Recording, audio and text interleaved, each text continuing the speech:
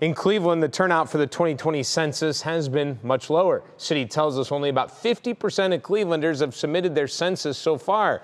There's a push to make sure everyone in Cleveland gets counted, especially people who live in what are considered hard to count neighborhoods. Those are areas where people might not know what the census is for. We talked to the director of the city's planning commission about why it is so important. It's something that I think people need to take very seriously and understand that, without getting an accurate count, you won't be accounted for.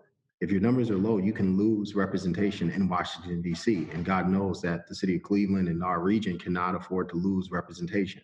Also, it has a lot to do with the distribution of resources for programs that are needed in our community.